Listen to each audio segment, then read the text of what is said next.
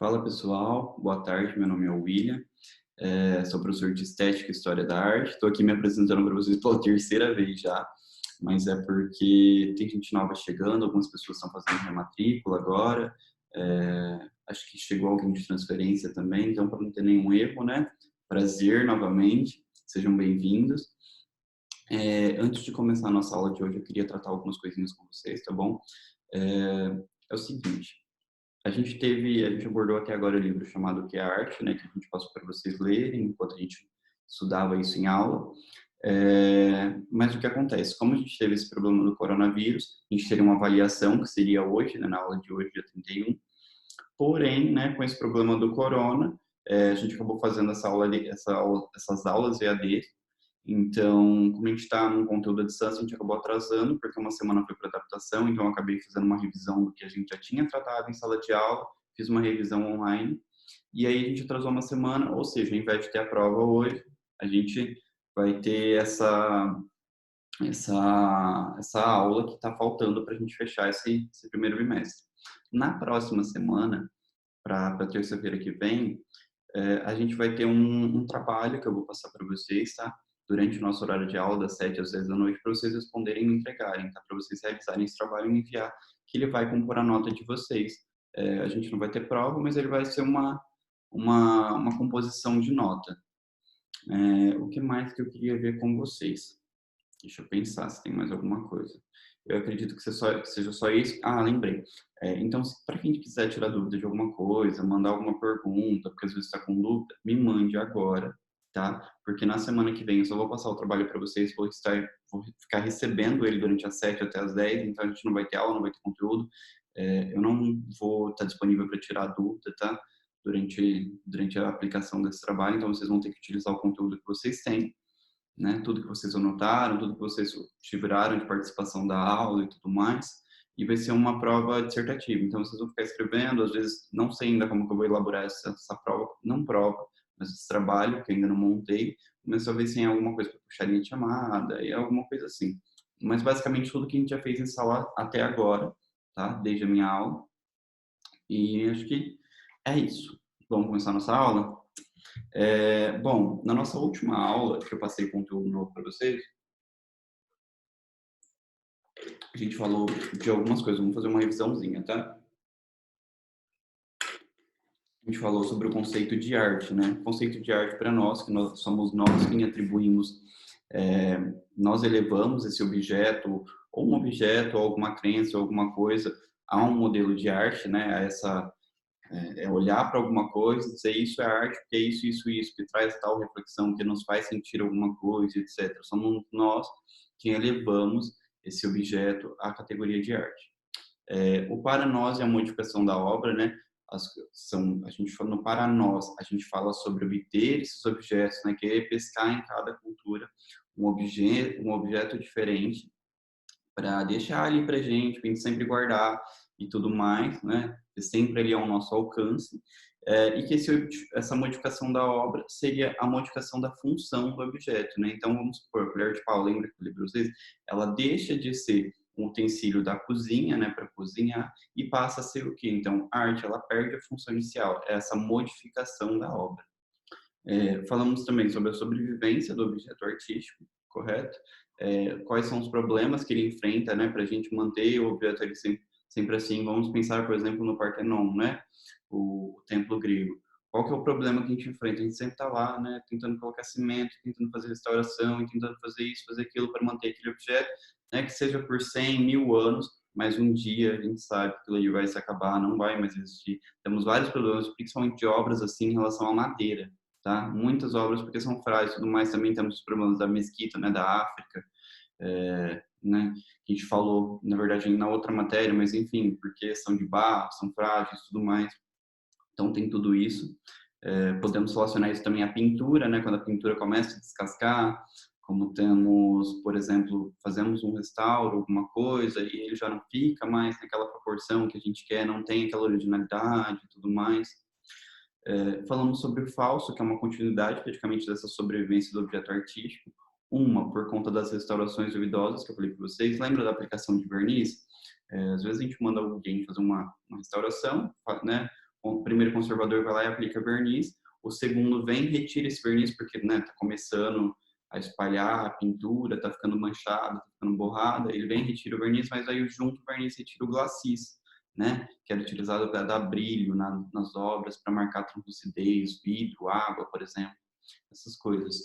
Então, a gente falou sobre isso e sobre, tipo, será que o pintor queria que a obra dele fosse vista dessa maneira? Ou será que ele queria que ela fosse vista na integridade dela, do jeito que ele pintou, né? Ou queria que ela fosse sendo, digamos, se acabando mesmo com o tempo, né? Porque tudo tem vida, né? Infelizmente, né, como a gente falou, nada é imutável, tudo muda, a obra, a arte, principalmente, né, ela vai se desgastando com o tempo e tudo mais. Então, será que o pintor, quem criou essa obra, não queria vê-la assim? Mais uma coisa que a gente falou sobre nós e a arte, né, a nossa relação com o objeto artístico. E, por fim, o duplo registro e o mercado da pintura. Lembra do duplo registro? Foi que eu falei para vocês que a obra ela possui ou um caráter, né, econômico, social, alguma coisa assim. Por exemplo, a gente citou a ópera, né? A ópera é uma coisa que se sustenta com o quê? Antigamente, ela tinha uma função econômica. Lembra que as pessoas iam para quê? Para se divertir, do mesmo jeito que a gente vai no show hoje, a gente vai essas coisas, a gente vai lá e paga, né? A gente contribui nessa função econômica de manter esse objeto vivo. Porém, quando ele perdeu esse valor dele, ou seja, né, foi esgotando, a ópera foi perdendo espaço para o teatro, para algumas outras coisas.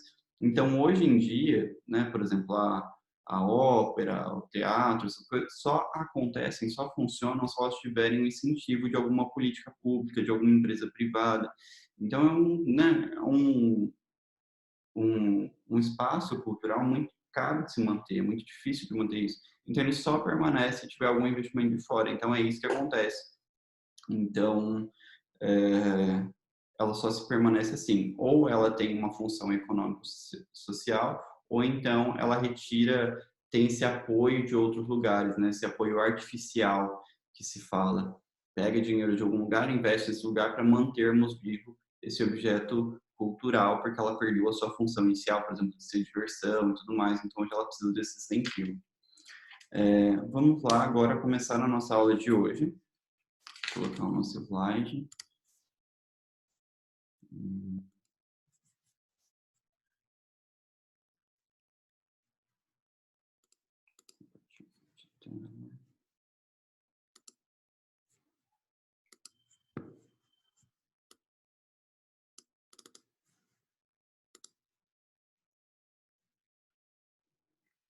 Pessoal, acho que é isso.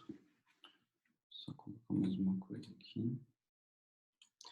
Vou seguir um roteiro para não esquecer de falar nada para vocês.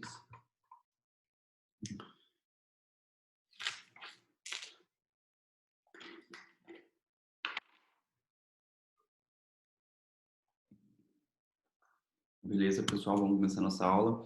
Hoje a gente vai continuar naquele capítulo de falando sobre nós, né? Nós e a arte, essa relação nossa com a arte.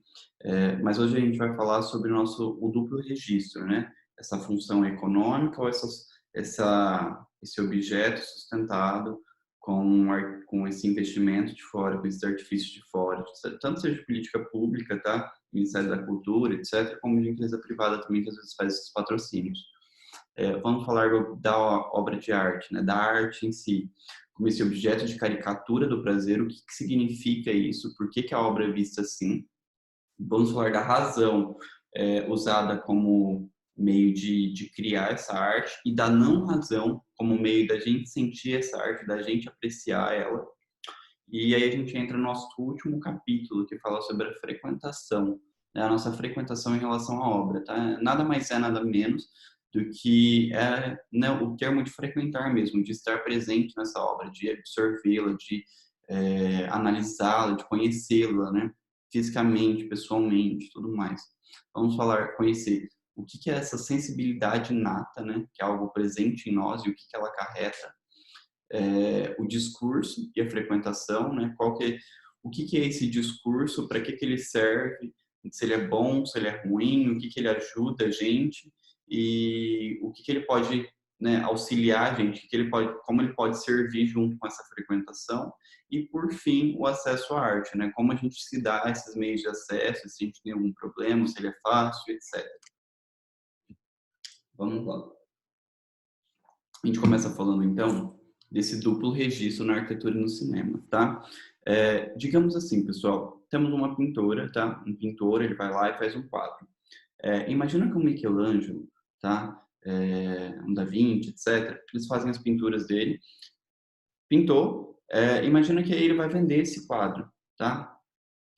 Na hora que ele vai vender, esse quadro é muito, vocês concordam comigo, tipo, por ele ter sido pintado por um Michelangelo, por uma pessoa super renomada, ele é super valorizado, tá? Tanto quanto ele, quando ele é pintado, esse valor se permanece e a cada tempo ele vai valorizando mais, mais, mais, mais e mais. Concorda comigo? Então, tipo assim, digamos que esse renome do pintor, ele é tipo tão importante, tão valorizado, tanto quando você encomenda a obra, com o passar do tempo também, conforme ela vai envelhecendo e tudo mais, tipo, cada vez mais ela se torna mais valorizada. Quanto à arquitetura, já é diferente, né? Então, a arquitetura já tem um registro totalmente diferente. Para ela ser mantida, para ela ser, digamos, preservada em si, a arquitetura ela precisa do quê? De proteção, ela precisa ser tombada, né, pelos patrimônios culturais, históricos e tudo mais. Então, já tem que ter uma proteção para isso permanecer, enquanto a obra não. Né? Ela foi pintada por tal pintor, por tal pessoa, por alguém famoso e tudo mais, e essa obra ela vai permanecer lá valorizada por anos e anos, e enfim, até o quando ela durar, até quando ela ainda a gente conseguir ter ela presencialmente com a gente. Já a arquitetura, né, totalmente diferente. Vamos dizer que eu contrato um escritório super famoso para fazer, vamos supor, contrato um escritório super famoso, renomado, um arquiteto hoje super conhecido no Brasil, para fazer um cinema, né? Ele vai lá e faz esse cinema. Pode ser que na hora dele cobrar, né, o valor dele hoje, diante do mercado, por ele ser um escritório conhecido hoje, né, tudo mais, renomado e tudo mais, ele vai me cobrar super, super caro para fazer essa obra. Porém, esse valor que ele me cobrou agora não vai garantir que essa obra vai ficar, tipo, famosa e valorizada por muito e muito tempo, igual o quadro. Vocês conseguem entender isso? Tipo, o quadro vai ficar ali para sempre, né? Sempre valorizado, sempre vai para museu, vai isso, vai aquilo. A obra não. Né? A obra que esse arquiteto, por exemplo, construiu, né, que foi lá e fez o meu cinema. Nossa, maravilhoso. Vamos supor que daqui 50 anos, que seja daqui 100, independente de quanto tempo for, vai chegar uma hora que ela já não vai ter mais uso, ela não vai ter função, as pessoas já não vão mais achar graça naquilo, porque né, ela se esvazia da sua função, e elas vão achar mais interessante o quê? As outras obras mais legais. Por exemplo, no caso desse cinema, tá? O Cine Arte Palácio é uma obra em São Paulo, ele foi feito por um arquiteto famosíssimo que a gente conhece, o Rino Levi. E o que acontece? Foi feito, né, há muito tempo, muito tempo atrás. Hoje em dia ela se encontra nesse estado, tá vendo? Na segunda imagem que eu coloquei para vocês, ela está em processo de deterioração, está acabando, né? Está desgastada, não tem intervenção, não tem preservação, não tem nada. Então, para a gente manter isso, a gente só consegue fazer isso como, pessoal? Só com preservação. A gente não tem essa valorização do objeto artístico. O segundo, pessoal, a terceira imagem que eu coloquei para vocês, do Cinemark na Paulista. Por exemplo, vocês acham que alguém hoje vai preferir ir lá no Cine Arte Palácio, né, nessa obra que está ali na segunda imagem, do que ir no Cinemark da Paulista? Entendeu? Cada vez as pessoas querem mais o quê? Essas inovações, né? Elas querem ir utilizando essas obras mais novas, tudo mais. Ninguém vai querer ir lá numa obra que está antiga, está caindo aos pedaços, tudo mais, só porque foi feita por Rino Levi. Diferente já do quadro, né? Você vai num museu, por exemplo, no MASP. Olha, tem uma exposição da Tarsila do Amaral. Beleza, vamos lá, né? Vamos lá conhecer essa exposição, vamos ver como que é. Quero entender, quero presenciar, quero pagar para conhecer isso e daí por diante. Entende a diferença entre essas duas? O cinema, pessoal, ele é uma substituição do teatro. A gente vai falar sobre isso agora. Por quê? Vamos entender que o teatro, antigamente, ele era visto como um ponto de diversão, de lazer, por exemplo, igual hoje a gente vê o cinema, tá? Então, o teatro nada mais era criado para, tipo, divertir a população, para as pessoas irem lá ter aquele momento de sair da realidade delas e entrar nessa outra, né? Que é o que a gente faz quando a gente vai assistir algum filme, quando a gente vai ao cinema, a gente vai lá para o quê? Para ter aquele momento nosso, aquele momento de lazer, de apreciação, de sair do mundo real e ver alguma coisa diferente, alguma coisa nova que é fora da nossa realidade. O teatro ele foi criado para isso. Porém, naquela época, vocês entendem que ele tinha uma função econômica e social também, ou seja, ele servia aquela população, né? Eles se mantinham com aquilo, a população ia lá, comprava seus ingressos, pagava para ir a um teatro, alguma coisa assim, e o teatro estava o que lá? Inteiriço, perfeito, né? Ele tinha fundos, digamos assim, para se manter. O que aconteceu? Foi perdendo, né? O cinema surgiu. Imagina o quanto é caro para você fazer uma obra teatral. Imagina quanto de investimento você precisa ter. Porque você tem que pagar músico, você tem que pagar instrumentista, você tem que pagar os bailarinos, você tem que pagar, né, as pessoas que trabalham, os atores, atrizes, tem que pagar o cenário, a decoração, tem que pagar funcionário, tem que pagar o aluguel do teatro. Sabe? É uma coisa assim gigantesca que dá muito gasto. E não é só um gasto que você investe a primeira vez e acabou. Você investe em cada espetáculo. Então, todo espetáculo você tem que colocar uma coisa lá de dinheiro, toda vez você tem que colocar, né, alguma coisa nova, sempre investir nisso. O Cinemark Paulista, por exemplo, que eu coloquei na foto, é um investimento que você tem que fazer toda a sessão? Não, né? É um investimento que o quê? Você faz uma vez, né? O investimento é feito só no início, quando você vai criar o filme, por exemplo. Investiu lá, vamos supor que seja 500 mil, 1 milhão, alguma coisa assim. Não tenho noção de quanto se sai para se fazer um filme. Mas vamos supor que você investe 1 milhão. Você só investiu 1 milhão naquele momento ali, entendeu? Coloquei 1 milhão naquele filme, contratei os atores, paguei tudo. Aquele investimento ali vai durar por anos, anos, anos, anos e décadas até ele se acabar, porque ele pode ser reproduzido 1000 vezes, né? Em sala de cinema, que é um valor, né, muito, muito menor em relação ao teatro. Por exemplo, vamos parar para pensar no teatro que a gente tem em Itapeva, né? Vamos lá no cinema, a gente está no cinema, a gente consegue assistir o filme, eu assisto ele hoje, vocês assistem amanhã, e eles, o único trabalho que tem, o único gasto que tem, gente, vocês pararem para pensar, é o do funcionário mensal, né? O da energia e mais nada, porque você precisa só ter a sala ali para o pessoal assistir, né? Nas cadeiras, nas poltronas, é muito, mas muito menor em relação ao teatro, é um gasto que não tem nenhuma comparação, né? O teatro, você investiu ali, as pessoas assistiram, ok, foram embora, o seu lucro acabou. O cinema não, né? Você foi lá, assistiu, hoje ele tem uma função socioeconômica, né? Hoje ele tem a função socioeconômica que o teatro não tinha, tá? Que o teatro tinha, quer dizer, antigamente. Então, pensamos, o teatro tinha uma função econômica, servia para divertir as pessoas. O cinema chegou porque era mais barato, podia se reproduzir várias vezes o mesmo filme, lucrar muito mais com isso, veio e tomou o lugar do teatro. Então, hoje, o cinema possui essa função social e econômica, ele consegue se manter com isso. O cinema também tem um forte concorrente, por exemplo, que é a TV. Né? Hoje a gente tem esses canais de TV por assinatura, isso e aquilo, que se mantém ali, vamos supor, esses filmes esses canais de filme de TV, por exemplo, que passam, o filme acabou de lançar, dá alguns dias, né, saiu do cinema, já está lá na televisão. É um forte concorrente, vocês concordam? Porque às vezes a pessoa paga uma mensalidade ali e mantém isso na casa dela, no conforto dela, assiste no sofá, comendo a pipoca dela e tudo mais. É, então você tem um gasto menor, né, digamos a gente, como consumidores, temos um gasto menor e menos trabalho do que ter que ir ao cinema, assistir o filme e tudo mais. Então é um forte concorrente à TV. Vamos supor que um dia esse cinema ele se esgote, ele perca essa função de ser diversão, de ser esse lugar de lazer e tudo mais. Ele vai ser o quê, pessoal? Ele não vai ser nada menos, nada mais do que um espaço de cultura, o mesmo que a gente conhece, né, o teatro hoje. Ele vai se sustentar como?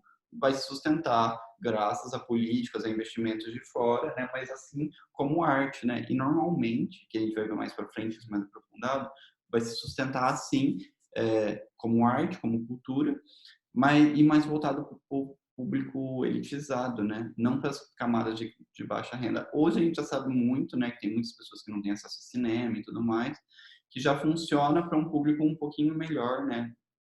Digamos, um pouco com mais cultura, com mais vínculo a esse lado artístico. Mas imaginemos que ele perca nessa sua função socioeconômica, nessa função de lazer e diversão, e mais para frente, e a TV tome o lugar. Então ele vai ser só esse espaço cultural, entendeu? Só esse espaço de arte, de continuação dessa cultura voltada para classes bem menores. quando eu falo classes menores, em relação a um público selecionado diferente do que a gente tem hoje, tá? Um público muito grande vai ser só com um nicho, com um público diferente que vai lá sabendo que vai assistir alguma obra de arte, alguma coisa assim. É, a caricatura do prazer, pessoal. O que significa essa caricatura do prazer? A caricatura do prazer, ela é referente à arte. Ela fala que a arte é produzida como o quê? Como um meio de prazer para a gente, né? Que a gente quer fugir da nossa realidade. Porém, essa arte sempre foi produzida para elite, né? Tudo que é artístico sempre foi muito segregado, muito selecionado para um público com mais aquisição de dinheiro, né? Com esse endinheiramento, chamado assim. Um público que possui é, um bem maior, que tem condições de pagar o acesso para isso, que tem condições, por exemplo, de colocar desde pequeno, né? Quem eram as moças boas, né? Quem eram as moças de classe? Eram as moças, por exemplo, que tinham uma aula de piano, que tinham algum dom artístico, alguma coisa assim. Então isso já vem de muito, muito tempo. Eu até coloquei a primeira imagem, por exemplo, aula de piano, né? A filha tocando ali, né? Entre duas pessoas, uma, vamos supor, seja uma professora, algum parente, alguma coisa assim, e sentada, alguma mãe. Então, imaginem que, tipo, olha o espaço que ela tá, entendeu? Imagina, antigamente vocês acham que alguém tinha, né, uma pessoa simples, tinha dinheiro para comprar um piano, sabe? Não, quem tinha era uma pessoa que tinha um poder aquisitivo bem melhor, tinha uma condição financeira boa, e isso veio se propagando até hoje, né? A gente vê, por exemplo, nas classes mais, com condições de vida melhores, por exemplo, a filha desde pequena ela já faz o quê? Entra no balé, entra numa aula de dança, faz uma aula de pintura, faz alguma coisa. Enquanto as pessoas de classe mais baixa, elas não têm acesso a essas coisas com tanta facilidade. Vocês conseguem entender isso, tipo, assim, da maneira que eu estou explicando? Mas é para mostrar que, tipo assim, a arte ela sempre veio muito segregada, muito específica, muito como meio de dizer, né, de uma cultura dizer que tipo, olha, estou aqui, tenho dinheiro para pagar. Até hoje, por exemplo, se a gente pensar nos meios que a gente tem, né, museu, exposição, isso e aquilo, quem normalmente vai, pessoal, são as pessoas que têm um pouco mais de ou de conhecimento em relação àquilo, porque aí já está num curso superior. É muito difícil, por exemplo, a gente pensar quando a gente estava no colegial ou no ensino fundamental, alguma coisa assim, tente ir em grandes museus, né? Lembra, tipo, a gente estava lá e ia ter alguma exposição, normalmente era alguma excursão, era uma excursão ali por perto, né? Alguma coisinha simples, mas nunca tipo em grandes obras, em grandes museus, em grandes, né, exposições, nunca foi. Pelo menos não também na minha realidade, não sei na de vocês, mas como eu era bem no interiorzão, é muito mais difícil isso, sabe? Do que é diferente, por exemplo, para pessoas que já têm um poder aquisitivo muito maior, né? Eles utilizam isso como o quê? Como acesso à arte, né? Como, olha, eu posso pagar, eu tenho interesse por isso, eu vou lá e pago, então é tudo muito mais fácil, né? É uma arte muito voltada para a elite. A arte é muito voltada para a elite ainda, né? Na nossa realidade. É, enfim, aí eu tenho um historiador, né, um crítico, que é esse Bourdieu, e ele faz uma consideração, assim, nesse subcapítulo. Ele fala que existem duas categorias, esses apreciadores da arte, né, que são esses apreciadores elitizados. Ele fala que uma são as pessoas que entendem da arte, das formas técnicas, né, ele entende dessa composição da arte, tem um conhecimento dessa linguagem complicada e dessas técnicas formais, né, dessa lógica para produzir a arte e tudo mais. Ele consegue apreciar isso de uma maneira, digamos, intelectual. E aí temos o outro, né, que é a pessoa às vezes que não entende nada, né, mas tá ali porque eu tenho dinheiro, eu posso pagar, eu consigo ter acesso a isso, mas só para te mostrar que eu tenho um comportamento sofisticado, entendeu? É mais como uma questão só de status. Então ele separa isso em duas categorias. E aí a gente começa a falar sobre como isso é produzido, né? Essa questão da razão. O que vocês imaginam que possa ser essa questão da razão? Será que é. Vamos chutar, deixa eu pegar alguma coisa que não seja fácil para vocês entenderem. Enfim, vamos supor que essa razão, a gente tem essa primeira imagem, tem a segunda imagem. A razão nada mais é, pessoal, do que quando a pessoa vai produzir uma obra de arte. Você entende que para ela produzir uma obra de arte, ela precisa saber pintar, ela tem que ter uma técnica, ela tem que saber o traço certo, ela tem que saber qual cor que ela vai utilizar ali, ela vai saber como que ela vai aplicar essa cor, ela vai saber, precisa saber qual que é o efeito que ela vai causar na gente, né? Porque até então a gente vai falar e já sabe que a arte faz a gente o quê? Sentir, refletir. A gente evoca o poder de arte em alguma coisa, tá? E aquilo se torna arte pra gente porque ele faz a gente sentir, refletir sobre alguma coisa, representa alguma coisa pra gente. Então, essa razão, né, na hora de produzir esse objeto artístico, ele precisa ser usada para isso, tá? O cara tá lá pintando, fazendo uma pintura, por exemplo, igual essa primeira imagem que eu coloquei da tarde do domingo, ele é grande, e ele precisa ter o quê? Uma noção de perspectiva, uma noção de desenho, de como ele vai aplicar esses planos, do que ele vai representar para poder passar o que ele quer passar para gente, né? Enfim, ele precisa ter essa noção, essa racionalidade na hora de criar essas coisas. Porém, o modo como a gente absorve, tá, essa arte, como a gente vai lá, por exemplo, estamos aqui olhando esse primeiro quadro, né, essa primeira imagem, e aí o jeito que eu sinto ele, eu preciso observar ele em vários e vários aspectos. Por exemplo, eu posso reparar que tem alguns animais aqui, eu suspeito que seja um macaco aqui na frente, tem um cachorro ali, duas crianças sentadas, uma mulher que eu suspeito, né, para mim, uma mulher em pé, com um chapéu. Lá eu tenho a frente de um lago, aí tenho os barquinhos ali parados. Pode ser a representação de né, de um cotidiano, de um domingo, né, que ele às vezes tinha um costume de passar nesse lugar e tudo mais. E, enfim, ele precisava representar isso nesse quadro. É produzido de uma forma racional, ele pensa o que ele quer fazer, né, nessa forma lógica, mas o jeito que eu absorvo é tipo de um jeito não racional. Eu percebo do meu jeito, né? Vamos supor, eu estou olhando aqui, eu posso pensar, nossa, eu nunca conheci um lugar desse, imagina que legal estar num lugar desse, né? Um parque em frente ao lago, vamos supor, é uma suposição. E você pode ver isso e sentir de uma outra maneira. Nossa, que legal, já tive um lugar parecido, mas não gosto. E, enfim, a gente sente isso de uma maneira diferente. Ele esconde essa racionalidade, tá? Essa razão no que a gente sente. Dá para entender isso?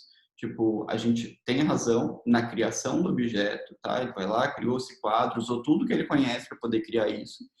Mas na hora que eu vejo esse quadro, por exemplo, eu só sei o quê? Só apreciar. Eu não penso, por exemplo, na técnica que ele usou, na racionalidade que ele teve que ter, no conhecimento, nisso, naquilo. O quadro só faz a gente sentir. Então, ele esconde essa razão, mas a racionalidade ela é utilizada na criação, tá? Em todas essas questões do quadro, essa composição lógica, formal, das técnicas e tudo mais, utilizado em toda essa criação. Um outro exemplo que eu coloquei é essa igreja de Santa Maria da novela. Igreja de Santa Maria Novela, não é da novela, não. Do século XV, tá, pessoal? Do Leão Batista Alberti. O que acontece? Para fazer esse edifício, vocês conseguem ver que ele tem tudo, uma ornamentação e tudo mais. É um edifício grandioso que a gente olha, tipo, cada um, né, se sente impressionado. Vamos por assim, imagina você num lugar desse, sabe? Que lugar magnífico, incrível. Como é difícil a gente encontrar, por exemplo, obras tão bem acabadas, obras tão, né, perfeccionistas. Olha isso, sabe? É um edifício muito detalhista. Então, pensa nisso. Mas quando o arquiteto foi fazer, ele teve que usar o quê? Técnicas racionais, técnicas formais, o raciocínio lógico, qual é a impressão que ele vai passar, né? Resgata esse frontão lá dos templos gregos e coloca aqui, pega essa forma, né? E adiciona ali porque isso vai causar tal coisa. Então teve toda uma lógica, teve todo o entendimento muito formal disso para ele poder fazer esse edifício. Para a gente chegar aqui e absorver ele o quê? De uma maneira não racional, que é o que a gente vai ver mais para frente. Mais uma vez, aqui também, falando sobre a razão, né? Imagina essas estátuas, o rapto de Proserpina. Gente, olha isso, tipo, o detalhamento que é usado, né? Imagina o entalhamento feito, né? O cuidado, né, com as técnicas para poder definir esses músculos, né? Para poder fazer isso com tanta percepção, né? Aqui é o Platão, tá? Raptando a Proserpina e tudo mais, né? Para vocês entenderem um pouquinho mais do que trata a estátua. Então, Platão raptando a Proserpina e ela está tendo, né, aquele movimento de esquivo, né, de tentar fugir dele naquele momento. Imagina todas essas técnicas formais, racionais, né, para você trabalhar com a pedra, para trabalhar nessa perfeição que a gente tem. Imagina tudo isso utilizado, essa questão lógica, tá? Essa questão racional, questão formal, tá? O chamado da razão. Imagina tudo isso que ele teve que saber para poder fazer essa obra. E a gente absorve isso o quê? De uma maneira não racional, porque a gente está aqui sentindo. Imagina o que ela estava sentindo, por exemplo, na hora que ela tentou fugir do Platão, que estava tentando raptar ela e etc. Então, tipo, entende como funcionam as coisas no mundo da arte, nessa questão da razão? Mais uma vez, essa questão do anjo no castelo. A racionalidade presente aonde, pessoal? Em todas essas técnicas, né? Para fazer essa perfeição das curvas, né? Olha a roupa, né, desse anjo, né? Olha como que ele está vestido, olha o detalhe, né? Parece que tem um vento batendo, empurrando esse tecido e tudo mais. Essas dobras, as dobras são muito perfeitas. Então, a gente precisa de todo um conhecimento técnico, né? De toda essa razão, essa racionalidade na hora de fazer a obra. E a não razão, pessoal? Já entreguei muito para vocês que a não razão, né, é a forma como a gente percebe a obra, como a gente sente ela, né? E aí eu queria tipo, fazer algumas reflexões, comparações e tudo mais. Por quê? O que vocês acham que a ciência faz na, na, né, no seu conceito, na sua ideia, na sua ideologia? A ciência, pessoal, ele explica, né? A gente, por exemplo, tem aqui a lei da gravidade, né? Eu coloquei a segunda imagem, tá aí escrito embaixo, na legenda, lei da gravidade. Por exemplo, a ciência vai explicar a lei da gravidade. Olha, por que que a maçã cai da maçãeira, não lembro o nome disso, mas por que que ela cai, né? Por que que o fruto, na hora que ele está maduro, ele, pum, cai? A gente tem que entender isso pela ciência. Por que que a pedra rola de um penhasco? Por que que, né? Enfim, essas coisas, né? Por que que se eu pular da janela eu vou cair lá no térreo, né? Eu moro no segundo andar, imagina por que que se eu pular da janela eu vou cair no segundo andar. Por que que eu não vou ficar ali parado no ar? Então, a lei da gravidade explica isso. A ciência, ela explica os fatores, explica os acontecimentos, né? Mas a arte é quem faz a gente sentir de verdade, né? Quando a gente entra no mundo da arte, a gente está querendo o quê? Sentir, ter a percepção de mundo diferente do nosso, né? Sair dessa realidade, você começa a não ter uma explicação, mas começa a se descobrir mais, né? Por exemplo, eu coloquei aqui na literatura. Imagina que a gente está lendo, né? Uma, um livro, né? Tá ali afogado, por exemplo, num romance, alguma coisa assim. E a gente tem várias formas de sentir isso. Vamos supor que vamos supor que vocês estão aí com alguma pessoa, alguém vira para vocês e fala, eu te amo, do nada. Vocês não conhecem essa pessoa, não tem muito contato, ou se conhecem, estão conhecendo agora. Tipo, e aí, o que vocês sentem? Entende? Corro? Será que eu respondo? Será que eu falo alguma coisa? Sabe? Tipo, é uma coisa que, assim, você está sentindo ali aquela sensação estranha. Mas, gente, tá sentindo aquela sensação estranha, aquela coisa, né, aquela sensação nova, né, de estranheza e tudo mais, ali com você. Quando a gente lê uma literatura, a gente passa pela mesma coisa. Porém, a literatura de ciência, ela não vem, por exemplo, contar, olha, quando alguém fala eu te amo para alguém, e ela fala por causa disso. Não, a gente está lendo e está viajando ali junto com o personagem, né? É uma obra teatral, por exemplo, eu estou ali, a pessoa está ali falando que, vamos supor, um romance em si, um personagem fala pro outro que eu te amo, e aí o outro personagem reage que, nossa, sei lá, eu amo você também, mas não podemos ficar juntos por causa disso, etc. E aí a gente começa a viajar naquela sensação, naquela mistura de sentimentos que de que essa pessoa está ali, né? Mas elas não podem ficar juntas, e a gente vai sentir o porquê que elas não podem, mas se ela não pode, se fosse eu ficaria no lugar dela, se eu tivesse no lugar dela, talvez eu teria ficado, porque isso não é um problema. Entende? Tipo, como a gente começa a sentir as coisas e se envolver com um eu diferente, a gente começa a se descobrir no meio disso tudo, né? Não por uma explicação, né? A gente não tem a explicação direta igual a ciência. A gente começa a sentir essas coisas. Do mesmo jeito, né, a pintura. Eu coloquei ali, por exemplo, essa pintura de romance. quantas coisas a gente consegue, né, tirar dali, por exemplo, um homem sentado na cadeira, essa mulher chorando, né, suspeitamos que talvez seja uma, né, esposa dele, cônjuge, alguma coisa assim, ou um amor, né, e essa mulher tá chorando porque ela pode estar chorando por inúmeros motivos, né, e por que que ele não tá ali ajudando ela, por que que ele não tá ali isolando ela, será que ele é um motivo pelo qual ela tá chorando, sabe, tipo, imagina quantas coisas ele tá ali fumando, não tá se preocupando com ela. Então, tipo assim, como a gente consegue sentir isso diferente de uma explicação, diferente da ciência, né? A gente consegue sentir isso, sentir na gente, refletir sobre. A gente tem a questão do entusiasmo, a gente fica, por exemplo, né, deprimido ou fica feliz quando vê alguma coisa. A ciência não, ela só vem dar a explicação, dar um motivo e mais nada. Em relação à frequentação, pessoal, o que que seria essa frequentação? Lembra que eu falei para vocês que essa frequentação tem a ver com a nossa proximidade com a obra? Por exemplo, eu consigo ir a um museu, então eu tenho acesso a uma determinada obra. Eu estou frequentando essa obra. Entende isso nesse contexto? E aí a gente vem falar da sensibilidade inata, tá? A sensibilidade inata é uma barreira que dificulta a nossa aproximação com o objeto artístico. Por exemplo, digamos que eu tenho várias obras, né, na minha frente e tudo mais, e tem algumas que eu não entendo, por exemplo, o porquê ou o que, digamos, vamos dar uma olhada nessa obra do Van Gogh. Ele fez, né, essa obra aqui e tudo mais. Aí vamos supor que a gente não entende o que está falando ali, vocês não sabem, ninguém tem nenhuma informação, né? E a gente não entende, por exemplo, se isso, vamos supor, tá? Uma suposição, se isso é um castelo, se isso é uma montanha que é aqui em volta uma cidade, ou será que é um vilarejo? Então a gente não tem informação sobre isso, o que ele quer passar por meio dessa obra. Esse desconhecimento dessas coisas é o que é a sensibilidade renata. A gente não conhece o contexto, a história dessa obra, a gente não conhece, não tem muita informação. Aí, porque a gente não tem, a gente fala assim, tá tudo ok, não preciso mesmo, não gosto, para mim tanto faz, não tem um porquê. Então é uma coisa que, tipo, né, nos afasta da obra, nos faz não entender ela e não só ela. Porque se a gente faz isso com uma, a gente vai meio que fazer com todas. Com umas menos, com outras mais, porque às vezes a gente tem uma aproximação, por exemplo, com algum artista. O Van Gogh, por exemplo, até coloquei essa obra dele, porque acontece que muitas vezes a gente fala o quê? Ah, eu gosto do Van Gogh.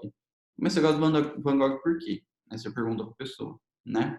Vamos supor que eu pergunto pra vocês, mas vocês gostam do Van Gogh por quê? Vocês acham legal? A pintura dele é bacana? É uma pintura popular? Fez muito sucesso? Todo mundo conhece? Gente, tipo, né? Se você gosta, né? Na maioria das vezes, a maioria das pessoas só gostam porque todo mundo conhece o Van Gogh, porque foi muito popular, porque muita gente às vezes tirou alguma informação daquele quadro e, por exemplo, nossa, ele é legal, por exemplo, porque ele é maluco, ele é legal porque ele não sei o quê, porque ele pinta de tal jeito. E foi passando para frente, para frente, para frente, foi polarizando e passando esses elementos, esses instrumentos que ele tirava da pintura e foi passando para ele. Mas às vezes a gente nunca nem frequentou essa obra, não sabe do que se trata, não sabe o contexto dela e a gente só gosta, né? E a gente tem essa coisa de só gostar, gostar, gostar. Ou você pode chegar lá, por exemplo, e falar, nossa, essa é uma pintura do Van Gogh, mas eu não gosto. Mas você não gosta por quê? Quando a gente fala que a gente gosta ou não gosta de alguma coisa, a gente está expressando a nossa vontade, né? Tipo, o que a gente realmente quer dizer, se acha bonito ou se não acha, etc. Mas a gente também está expressando muito além disso, o que a gente, por exemplo, conhece de cultura, do que a gente conhece sobre arte. Por exemplo, tô olhando, né, beleza, bacana, mas eu já vi umas outras obras que são pintadas de uma maneira realista, né, bonita. Mas, tá, essa obra pode ser, as outras obras podem ser, né, diferentes, pintadas de maneira realista, mas o que que essa representa, entendeu? Será que se a gente pegar ela a fundo para entender a história dela e tudo mais, a gente não vai conseguir entender muito, mas muito, muito melhor o que que ela quer dizer? Será que a gente não vai achar ela super legal também? Será que ela não vai ser uma coisa tipo, nossa, que bacana, sabe? Olha que legal essa obra, ela fala sobre isso, isso, isso. Aí esse sol ali, essas luzes em cima, né, circulares, elas querem dizer tal coisa. Embaixo na cidade é uma outra coisa. Então, tipo, a gente sempre tem que estar frequentando. E essa frequentação, pessoal, ela é cada vez mais enriquecida. Por exemplo, se eu olhar essa obra hoje, né, para mim ela vai representar uma coisa. Amanhã, se eu olhar de novo, ela vai representar outra. Então, quanto mais a gente tem essa frequentação, a gente aproveita esses conceitos que a gente tira e vai se aprofundando cada vez mais na obra. Para a gente entender isso, pessoal, até coloquei algumas imagens aqui para relacionar isso. Por exemplo, temos um jogo de futebol, é a mesma coisa, tá? A mesma coisa assim, parecida. A gente utiliza como que um meio de apreciação, de lazer, tudo mais, de diversão. A gente aprecia um jogo de futebol, foge da nossa realidade quando a gente está assistindo um jogo. Mas pra gente assistir um jogo, vocês concordam que a gente tem que entender sobre a partida? Eu não vou lá assistir um jogo e, poxa, olha lá o cara correndo atrás da bola, chutou pro gol. Mas quem que é esse cara? Entendeu? A gente tem que entender o que ele faz, é, o porquê que ele tá ali, né? Mas por que que ele chutou nesse gol e não no outro? Quais são as regras deste jogo, sabe? O que que ele tem que fazer? Como se ganha, sabe? Como que se realiza um bom trabalho ali? Então é meio que isso. Na arte é diferente. O porquê que é diferente na arte. No jogo, se a gente assiste uma partida, né? Ok, sucesso, já tô entendendo ali o que que significa, porque que ele tá jogando nesse gol aí, se ele acertou a bola no gol, ele tá correndo, tá comemorando, mas se o outro acertou no outro gol, aí ele já tá triste, porque aí é um gol contra. Entende como é muito mais fácil a simulação? Na arte, não, né? Na arte, a gente pode ver a obra, pode ver tudo, porém a gente também precisa muito, mas muito mesmo se aprofundar, por exemplo, nas técnicas, né? Quais que eram as técnicas utilizadas antigamente? E por que elas foram mudando? E por que é assim hoje? Mas por que ela é assim, entendeu? Por que o pintor fez ela dessa maneira para ela ser de tal jeito, entendeu? Será que ele não sabia pintar direito? Com certeza ele sabia, né? Mas aí ele quis fazer desse jeito para ser uma obra mais bacana, né? Para ser mais interessante e tudo mais. Para ele demonstrar né, o que ele estava sentindo naquele momento, se era uma euforia, uma loucura, algo do tipo. Outra coisa que eu queria destacar, né, essa outra obra aqui de baixo do Renoir, né? Gente, podemos gostar, é um pintor super famoso? Podemos, né? Maravilhoso quando a gente já vê que esses conceitos já formados de outras gerações. Olha, o Van Gogh é um bom pintor, Renoir também, super legal, a gente ama, né? Parece gostar, mas a gente às vezes não conhece. Então, gente, se aprofundem, né, no contexto da obra, estudem sobre, né, faça essa frequentação e tudo mais, que isso alimenta o conhecimento de vocês. Só assim a gente consegue tirar todo o proveito dessa obra. E cada pessoa vai tirar de uma maneira, tá? Não achem vocês que vocês... Eu estou olhando aqui o Van Gogh, vou ter uma informação, você vai ter a mesma. Não, cada um vai ter uma percepção. Isso muda de pessoa para pessoa. E por isso que quanto mais a gente enriquece, mais a gente tem informação e mais a gente adquire as coisas, às vezes até mais do que o próprio pintor, né? Do que mais ele queria colocar.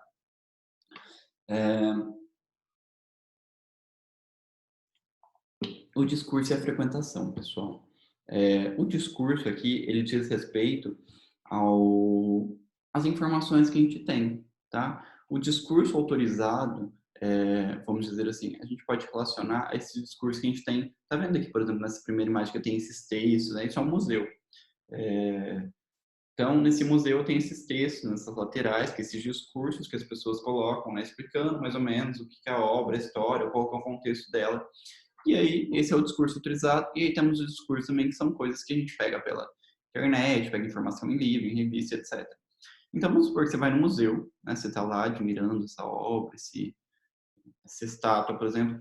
Mas, gente, vocês concordam comigo que se a gente pegar tudo que a gente já leu e tudo mais e observar essa obra, a gente ainda não tem informação suficiente sobre ela? Como eu falei para vocês em relação à frequentação, isso muda muito, nossa, muda muito mesmo de uma coisa para outra. Então, é muito diferente, sabe? Você tá ali, sentir isso, ter essa presença física desse objeto a partir dessa frequentação e ir enriquecendo isso né, a cada momento.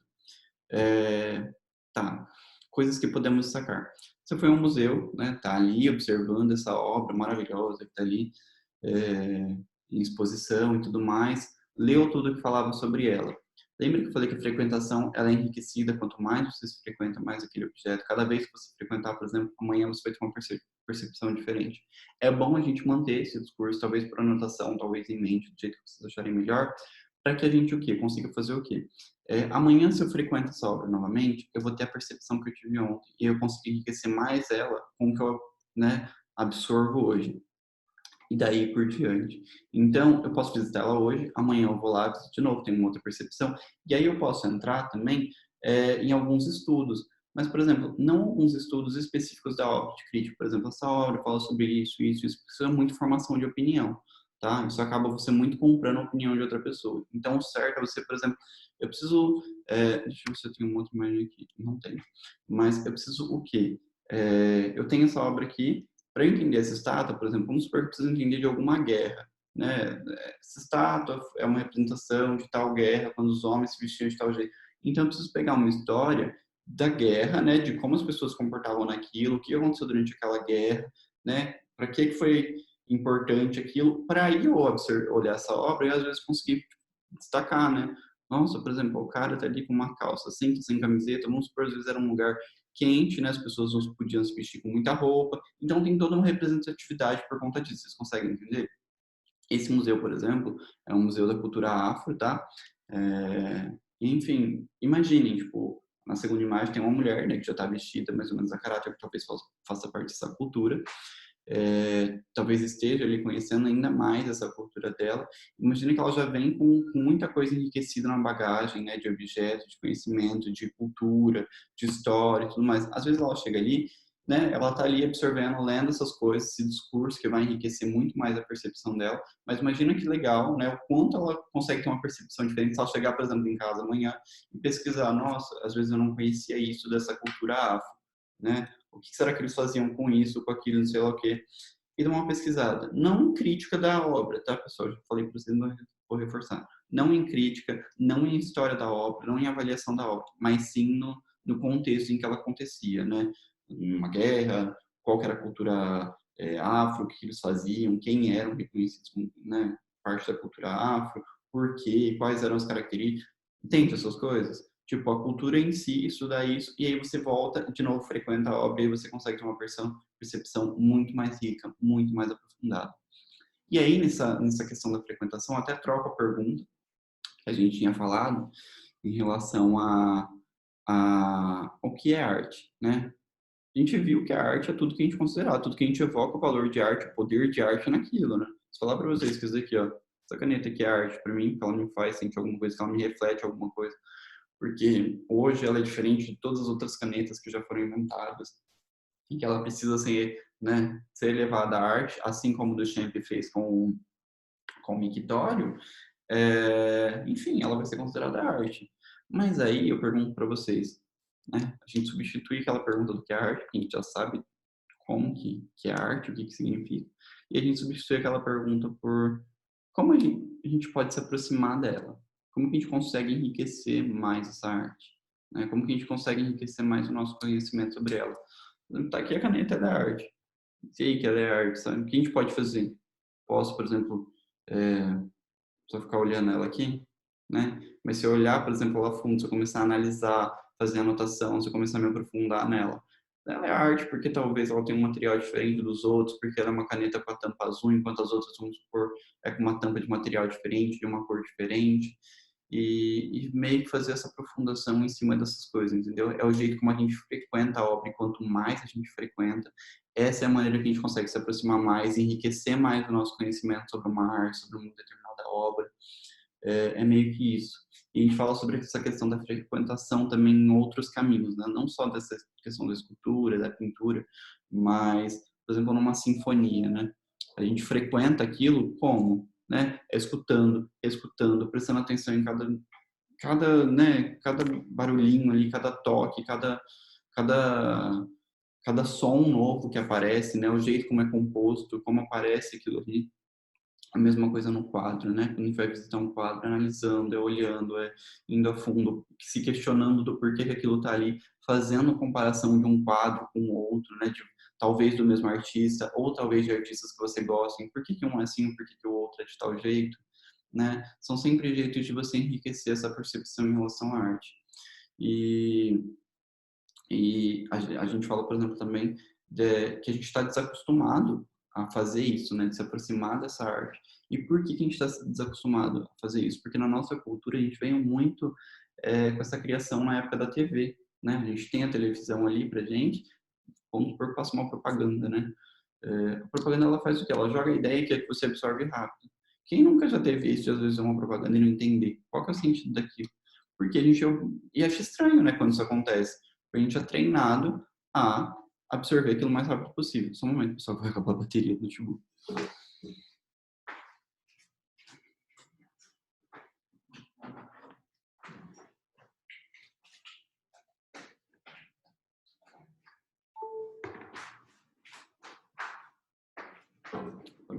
Então a gente é muito treinado a ter que, né, absorver aquela ideia ali, frequentar uma vez só, né? E absorve essa ideia correndo, e é isso aqui que a gente tem, é isso aqui que eu acho que é, e é isso daqui que vai ser.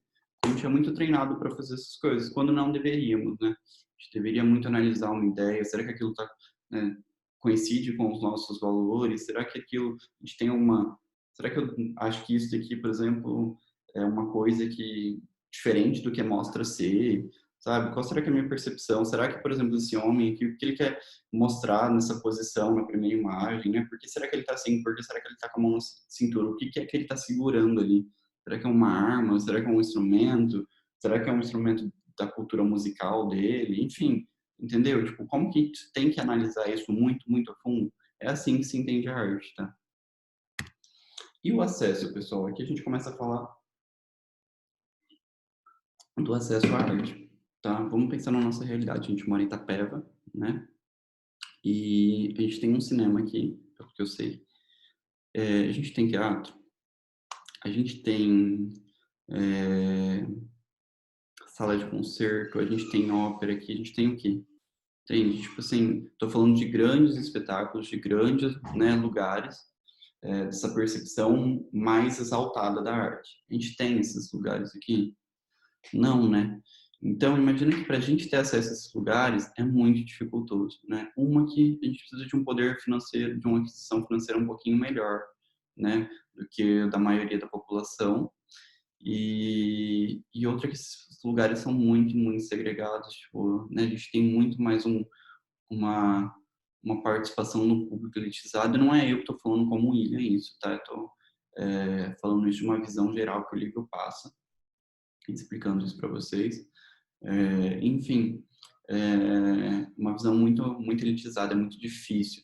Uma pelo acesso, tá? Os grandes teatros, as grandes óperas, as grandes salas de concerto, os grandes museus, exposições, mas eles localizam-se aonde? Nas capitais. Uma que para a gente chegar na capital já é um pouquinho mais difícil, né?